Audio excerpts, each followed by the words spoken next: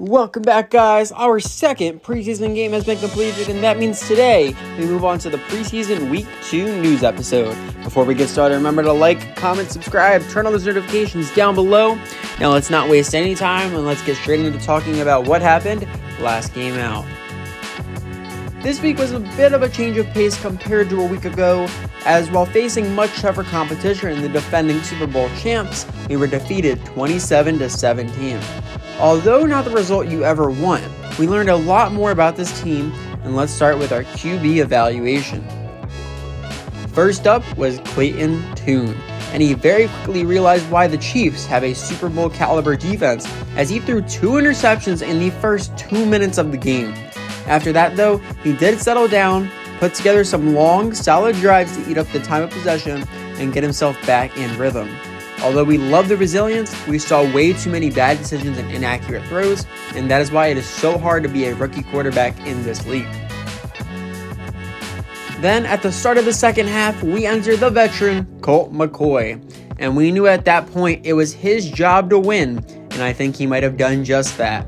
Very accurate with the football, completed some amazing deep balls we'll get into in a bit, and no turnovers on the day. Although he did get away with a pick on a roughing the passer call, but with all of that, he may very well have earned himself that day 1 starter role. We did also give our final 2 quarterbacks a chance near the end of the game, and it wasn't a pretty sight. Both threw interceptions with little throw attempts, and they were just dominated by this KC secondary. Although they were both poor, I think Driscoll may have been the worst of the two, as he threw his pick on his very first throw, and didn't complete a single pass after that. It's obviously not a guarantee yet, but Blau may have earned himself that practice squad spot. Now, let's move to the offensive playmakers, and there has been none bigger this preseason than Michael Wilson. He had 2 more grabs this week, both for long touchdowns. The first was a true display of the danger he possesses. One-on-one, beats the corner off the press, and wins the go route. Then, his second, late in the third, they take him for granted, not leaving a safety back to help. He runs a deep post route, which he posts his man on the break with, and comes away with yet another score. And he continues to be our most impressive deep threat. The speedy Rondale Moore only got 1 catch on the day, but with it, we got to see what can happen when we have a quarterback who can hit him in stride. As Tune hit him here on a deep crosser, which he created a ton of space with, and he ended up converting a massive 3rd and 27. We just have to find ways to get him involved. Somebody who I wanted to see more out of but couldn't due to injury was James Conner. He only got 1 touch before leaving the game with a dislocated shoulder. But the medical staff have said he is good to go, and after he didn't show much this preseason, I want to see more good production from him before we have to make some risky decision. A running back who did impress me was Tyson Williams. He ended up averaging 7.1 yards a carry and displayed some great vision with the ball, some great physical running, refusing to go down. We may not have a role for him yet, but maybe we can invent one for him. Now moving to the defense, and we mentioned it before the game, the main thing we wanted to see was for the front 7 to make a greater impact, and we did with a pair of outside linebackers who each came away with a pair of sacks. The one we were waiting for was our 2nd round pick, BJ Ojulari. His first came at the beginning of the second half, where he blew by the left tackle off the line and got in lightning fast to put him down. And then his second came later as he kept his eyes on the play to read an escaping QB, tracked him down to send him down, and you love to see a rookie pick up plays like that. The other linebacker to get home was Victor Dimukije. His first sack came in a goal to go, where the QB was basically sent into him, but he ripped the ball out on the hit to force the fumble. Unfortunately, we couldn't pick it up. Then, in another goal to go situation, he broke through the line, displayed pure intensity picking up Gabbert, and dropping him in the dirt to force the field goal. One last guy of note is the 3rd-year corner Marco Wilson, who was great in coverage making plays on the ball, and the highlight of his day was where he took on Kelsey in the end zone and broke up a pass for a touchdown. Overall, we may not have taken a win, but we learned which of these guys are ready to compete against the elite level competition in this league. Over the week, we met up with Kelvin Beachum, who's been mentoring Paris Johnson. He said he loves seeing rookies play their first few games. He thinks he's picking things up quickly, but he still has room to grow. And we told him we absolutely agree.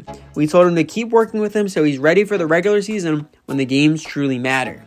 And it seems as though that pairing may be one of the most important for this team's long-term future. We also had a press conference midweek with the media, and one of the points of interest has been the impressive training camp of BJ Ojulari. We were asked what we think he improved upon the most, and we said that we can't keep him out of the film room no matter how hard we try. He has a willingness to learn and continues to get smarter every single day. And we see that come to fruition as he improved +5 in his play recognition. Following 2 weeks of film and seeing the first chess pieces start to move around the league, I thought it was time we make a move as well. We took a look at the trade block and we saw the Jets were looking to shop Bryce Huff, the 25-year-old defensive end out of Memphis. Now, for the Jets, this makes sense, as with the addition of Aaron Rodgers and an already elite defensive unit, they're ready to go all in for a Super Bowl run, and that means unloading young prospects to solidify their squad. One of our biggest weaknesses is our defensive line, so we decided we wanted to try and make a move. Looking through their needs, one of the things they wanted to work on, improve their play at tackle, and that's when we entered DJ Humphries, a former Pro Bowler who at 29 years old already will not be able to fit the timeline of this team. And on top of it all, it would be nice to move off of his $12.5 million cap hit. So after some negotiation in which New York added a 4th round pick to the mix, the deal was done. Goodbye, DJ Humphries. Hello, Bryce Huff.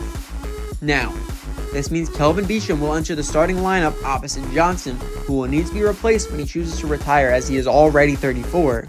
This also means we need to pay attention to Huff's contract situation. He is on the last year of his deal, and he could be ready for some good money. And if he has good production this year, then it would be a solid investment for us for the future. We also made one other move, and that was a change in our wide receiver room. We've seen some plays made by almost every guy in this room, but the odd man out has been Greg Dortch. So unfortunately for him, we cut him from the roster, and that opened up a spot for us to bring in the 26-year-old receiver out of Colorado State, Preston Williams. He had some success early on in his career as a Dolphin, so let's see if we can reignite that here, and this is the time to take a flyer on a guy like that. After some big roster moves there, it is now time to look forward to our next matchup in which we take on the Minnesota Vikings, a talented team that will be battling it out with the Lions for the NFC North crown. And let's take a look into some of the key stars we need to watch out for. And for the Vikings offense, it all runs through Justin Jefferson. He is the reigning Offensive Player of the Year, and he had over 1,800 yards a season ago. A master route runner, phenomenal catching ability, it is near impossible to stop him in the receiving game. And it doesn't help that they've added Pro Bowl tight end TJ Hawkinson to the mix as well. Brought over in a trade from the Lions last year, he finished second in receiving yards for a tight end behind Travis Kelce. He is the perfect complement to Jay Jettas, and he is also as helpful in the run game as a blocker. Then, on the defensive side, their defensive star leader is the Pro Bowl safety, Harrison Smith.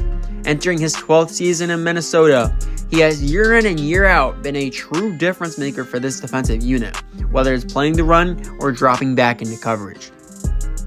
And in the front seven, one of their best pass rushers has to be Danielle Hunter.